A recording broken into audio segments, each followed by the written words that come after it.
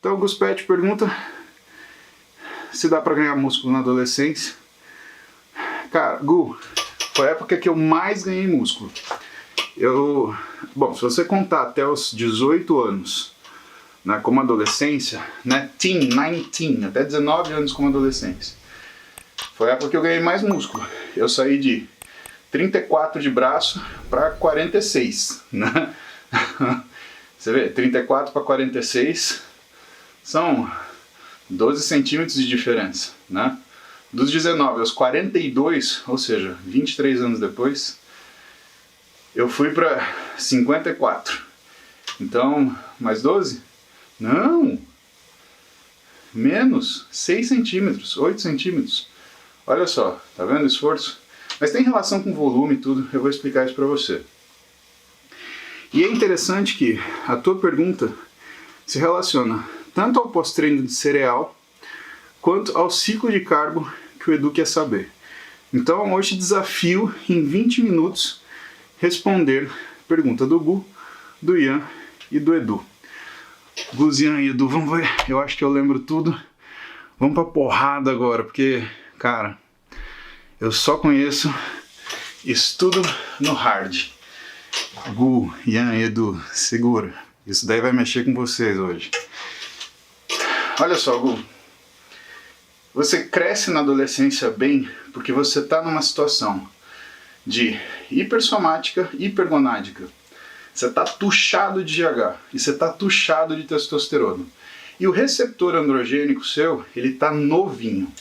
Você acabou de tirar o seu Porsche 911 Turbo S da concessionária afinado e vai colocar na pista. É isso que é. Qual é o grande problema? Na adolescência, você, por estar hipersomático, ou seja, cheio de GH, hipergonádico, cheio de testosterona, você consegue fazer ganhos rápidos, mas a sua musculatura ainda não está madura. A musculatura atinge a maturidade final perto dos 35 anos de idade. Então é como se você quisesse encher uma banheira que está com o ralo aberto. O que acontece com você, Gu? Eu acho que você sente isso. Você treina pra caramba na semana, chega no final de semana você sente que você dá uma perdidinha. A dificuldade do adolescente não é treinar, é reter o resultado do treino. Assim como a dificuldade do cara maduro, eu, por exemplo, é, na verdade, conseguir treinar. Claro, existem lesões que a gente carrega, né, que são inevitáveis no processo de desenvolvimento físico. Existe o nosso cansaço mental por causa do trabalho, da falta de sono, né? Então a máquina está cansada. É aquele Porsche Turbo S 2010, né?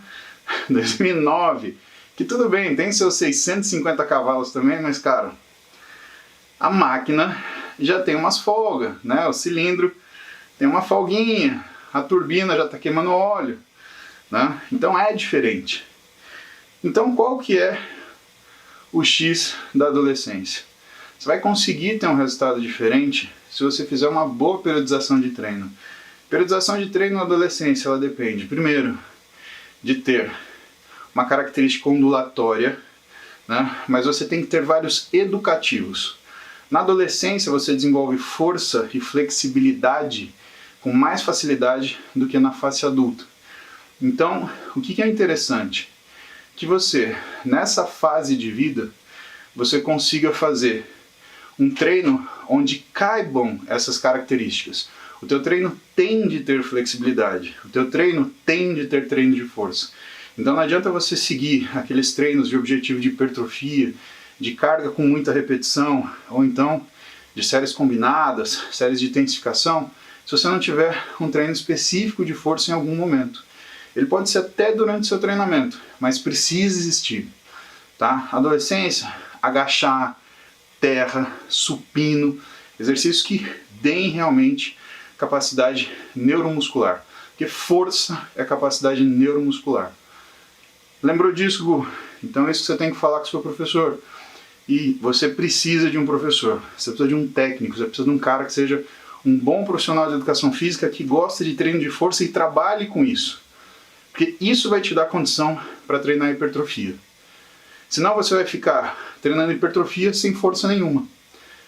Essa é a diferença. Então, um treino para um cara adulto, um treino para um cara como eu, é diferente de um treino para um adolescente, não porque nós somos pessoas diferentes, mas porque o estágio da vida em que estamos e o tipo de adaptações neuromusculares e musculares que nós temos são muito diferentes. Eu já criei as minhas, você precisa criar as suas. Pois bem, e o que é mais difícil na adolescência? Mais difícil, né? Se você consegue acertar o seu treino, é finalmente acertar a sua alimentação. Por que é tão difícil assim? Parece uma coisa simples, né? Ah, vou para a escola, para casa e está tudo resolvido. Então, só que escola, algumas não permitem que você abra sua marmita e coma no meio da aula. Outras não vão ter um micro-ondas para você comer uma marmita quentinha que te possibilite comer isso.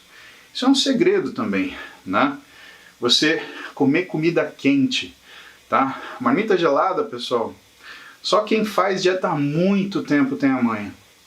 Muito das queixas das pessoas que começam a fazer dieta e levam suas marmitas é justamente essa comida gelada é péssima. E isso é uma coisa que você tem que levar em consideração, por quê? Você só consegue fazer dieta se você conseguir comer gostoso. Não é sacanagem isso, tá? Você pode falar assim, ah, que frescura, é só comer. Não, não é comer. Se você ficar se obrigando, sofrendo a comer comida gelada, não vai dar certo. Tudo bem, existem programações onde você faz pratos que não necessitem de aquecimento ou não se prejudiquem quando não estão numa situação de refrigeração ideal. Só que esses pratos, eles são limitados. E aí a sua variabilidade alimentar ela começa a ficar pequena e tudo isso fica um pouco mais difícil. Eu lembro de alguns casos, de alguns pacientes que eu cuido no consultório, que eu cuidei. Então, o Gustavo, bodybuilder, que hoje eu acho que ele estava trabalhando na First aqui em São Paulo. Cuidei dele muito tempo. Ele era um cara que na adolescência, antes da faculdade de educação física, ele já marmitava, né? Na faculdade continuou marmitando. O Pedro, que morou em Portugal e voltou para cá para fazer educação física, que era o sonho da vida dele, e teve que enfrentar a mesma dificuldade, e que viraram competidores. Mas imagina que a cabeça deles era a cabeça de competidor, né? Não é todo mundo que tem essa programação mental. E o ideal é que eu fale em coisas para vocês que são acessíveis, né? E dessa forma, o que acaba acontecendo? A gente precisa achar meios para que vocês façam coisas que são responsáveis por resultados semelhantes, mas adequado para aquilo que vocês precisam, né? Vamos comparar isso com uma viagem. Tem gente que gosta de viajar de carro esporte com adrenalina lá em cima. Tem gente que gosta de viajar de SUV e aí tá com a casa inteira carregando para onde vai. Tem gente que se entrar num sedã e colocar a família e botar um par de cueca, um par de meia na mala, tá tudo bem. Viajar, cada um do seu estilo, porém, o resultado é o mesmo. Todos vão chegar no mesmo lugar. Com a preparação do físico, a ideia é a mesma, né? Que você tenha pessoas diferentes, respeitando seus estilos próprios, para que elas consigam chegar no mesmo lugar. Esse é o objetivo da gente ter um consultório que cuide de performance atlética. É você oferecer estas soluções. Ah, mas a dieta do fulano tem tal coisa. Então, porque é do fulano. Se fosse sua, seria diferente. Ah, mas eu quero treinar que nem o Beltrano. Cara, aí é complicado. Tem coisas que interferem nisso, como formato de corpo, capacidade física, maturidade atlética.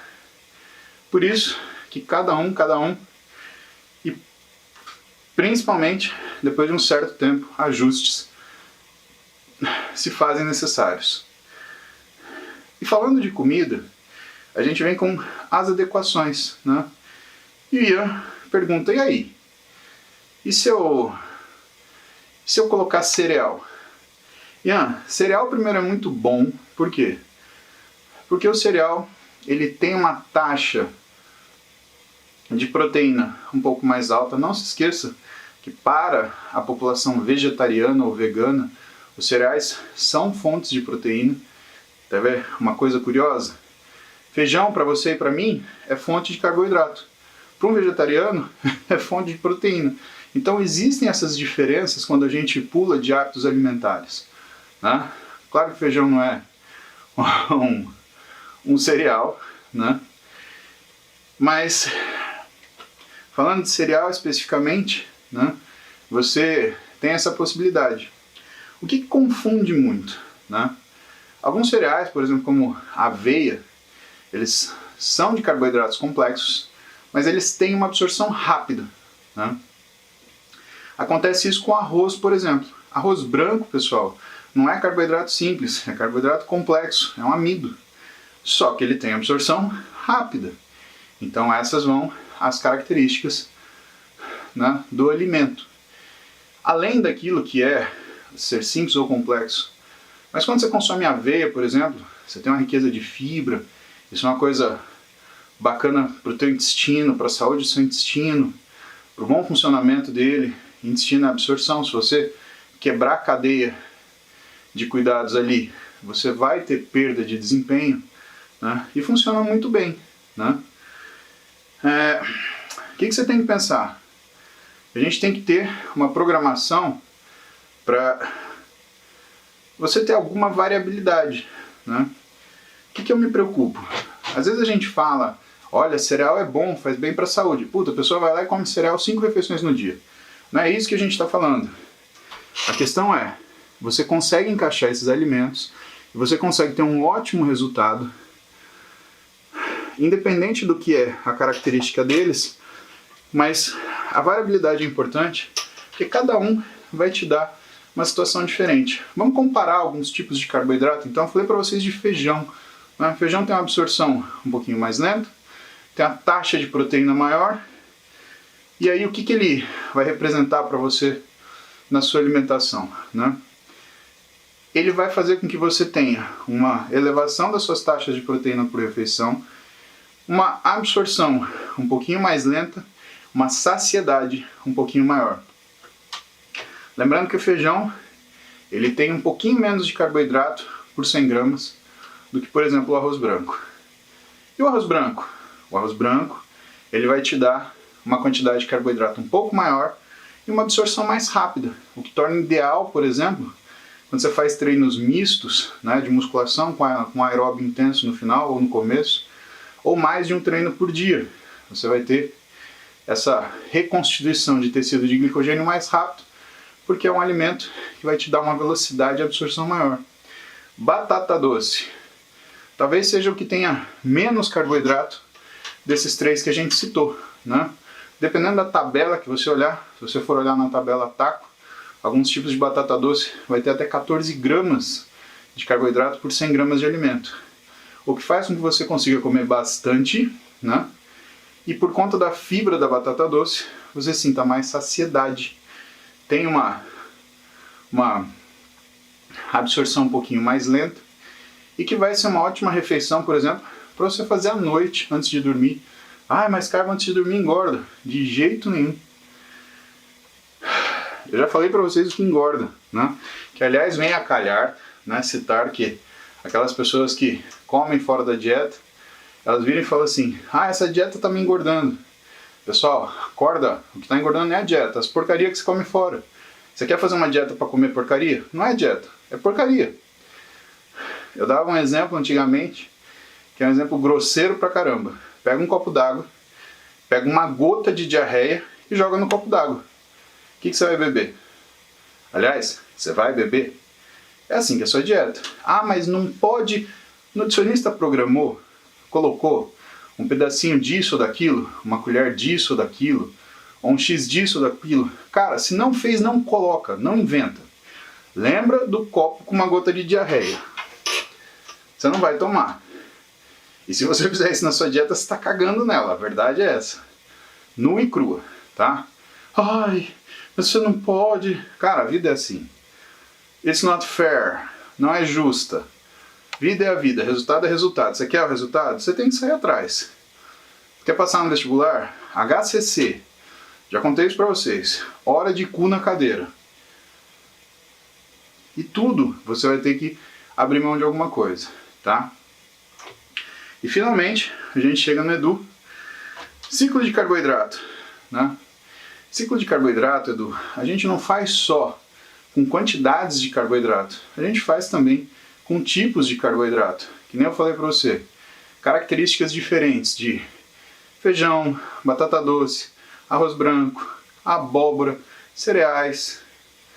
Tudo isso você consegue criar um ciclo de carboidrato onde você não muda a quantidade de comida para você continuar tendo saciedade, mas você muda a quantidade de carboidrato por refeição e o tempo de absorção. Essa parte é uma das partes mais complicadas que o nutricionista monta, por quê? Normalmente ele coloca opções para os seus pacientes. Só que quando você tem uma programação de ciclar carboidrato em quantidades sem variar a quantidade de comida, que é possível fazer, você tem algumas contas que são perfeitas. E quando você varia um alimento ou outro, você muda completamente aquilo que você está fazendo. Então, primeiro, você pode ter o ciclo de carboidrato, onde você varia a quantidade de carboidrato, variando a quantidade de comida. Ontem eu comia 100 gramas de arroz, hoje eu como 50. Você tem o ciclo de carboidrato, variando a quantidade de carboidrato, variando o tipo do carboidrato. Ontem eu comi arroz branco, hoje eu como batata doce. Os mesmos 100 gramas de alimento, mesmo peso, vai dar quantidades diferentes de macronutriente. Isso é interessante, super interessante, porque isso é uma das coisas que faz com que você tenha conforto na sua dieta, faz com que você tenha saciedade, faz com que você consiga segurar a sua dieta. E por que a gente faz ciclo de carboidrato, Edu? O ciclo de carboidrato, ele não é uma coisa que você coloca na sua dieta e simplesmente estou fazendo ciclo de carboidrato. Isso é uma coisa que você precisa saber. Por quê? Senão parece que isso é uma ferramenta isolada do resto. Não, não é. A gente usa ciclo de carboidrato associado à periodização do treino. Então quando você vai falar com um profissional de educação física que é especialista em treinamento desportivo e que elabora treinamentos programados de acordo com épocas, tarefas ou aptidões, você começa a escutar palavras como microciclo de choque, microciclo regular, microciclo ordinário, microciclo regenerativo. E normalmente, o que é o ciclo de carboidrato que você está ouvindo, ele participa disso. Vou te dar um exemplo. Vamos supor que você tem duas intensidades de treino só. Uma intensidade forte e uma intensidade fraca. E você tem duas intensidades de dieta. Uma dieta hipercalórica e uma dieta normocalórica. Nem hipo, né? Nem de baixa caloria. Normocalórica, aquela que é para aquilo que você vai gastar. O que acontece se você der um treino intenso com uma dieta rica? Você tem a realização desse treino. E se você der um treino intenso com uma dieta pobre?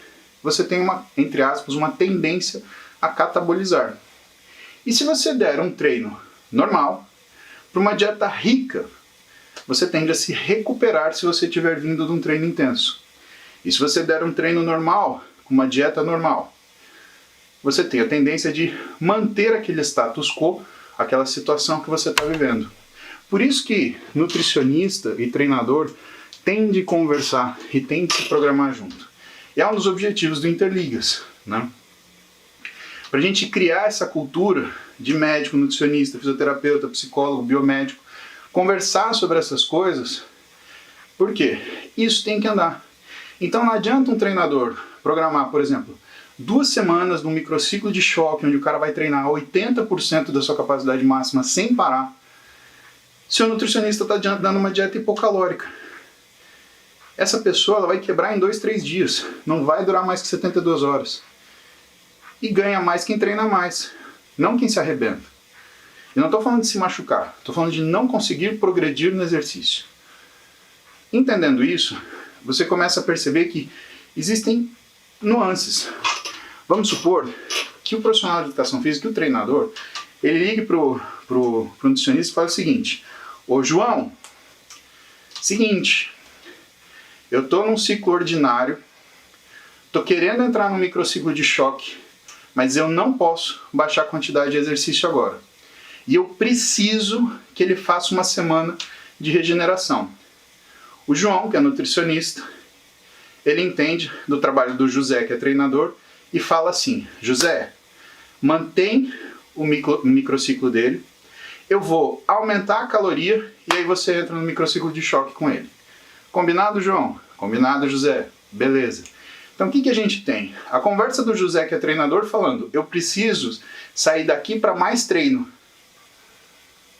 Só que eu não posso fazer um regenerativo agora. E o João, que é o nutricionista, está falando assim: entendi. Então a nossa regeneração vai ser pelo volume calórico, não pela quantidade de treino. Entendeu, Edu? O microciclo, aliás, o ciclo de carboidrato, ele vem muito da habilidade de nutricionista e profissional de educação física trabalharem juntos. Quando isso acontece de uma forma muito adequada, o que acontece? Você tem um equilíbrio perfeito dessas grandezas que controlam o que é o resultado do treino. Vamos supor que o José liga para o João de novo, fala: ô João, tô aqui, sucesso, fizemos as 2 semanas de microciclo de choque, o Paulinho tá empolgado, e assim, preciso fazer um regenerativo agora. Eu vou baixar o exercício dele, mas eu não vou baixar tanto. Eu vou ir para um microciclo regular, para manter aquilo que ele estava fazendo. Me ajuda. E aí o João, que é nutricionista, falou: entendi. Então o que o João vai fazer? Ele não vai dar aquela quantidade de nutriente que ele estava dando para o microciclo de choque, mas também ele não vai baixar para aquilo que era o microciclo regular. Ele vai colocar intermediário. E dessa forma ele vai criar uma situação onde o Paulinho consiga treinar o volume que ele precise, sem que ele quebre no meio do exercício. E desse jeito, o que João e José conseguem fazer juntos? Eles conseguem manejar intensidades e quantidades de trabalho de uma forma onde o Paulinho nunca para de treinar. Ou que a intensidade, se você for ver uma componente num gráfico, ela sempre aumente. Ou o volume, ou aquilo que eu falo para vocês, a quantidade de trabalho. Logo, o que eu quero que vocês lembrem desse papo? Que quando você tem uma ferramenta como o ciclo de carboidrato, isso pode dar muito certo ou muito errado.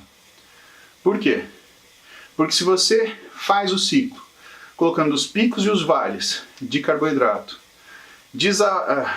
desincronizado com aquilo que é o estilo de treino, você falha.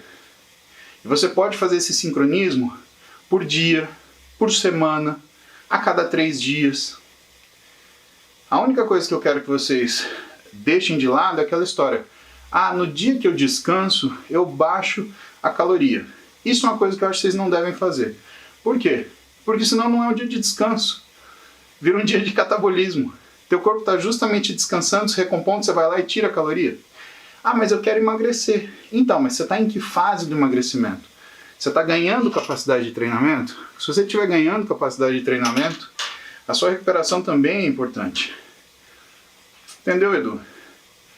Esse que é o objetivo do Interligas, que daqui umas 2 semanas a gente volta. E por que isso? Porque, pessoal, é o que eu falo para vocês. Quando você é estudante, você tem que aprender, você tem que agir como profissional. Para isso que serve a faculdade, para você aprender a agir como profissional. Quando você se torna profissional recente, você tem que ter na sua cabeça que você tem que saber exercer aquele conhecimento de forma ampla. Então, você age como professor. E quando você já é um cara estabelecido? Aí você age como eterno aluno para você continuar estudando e nunca se deixar desatualizar. Certo?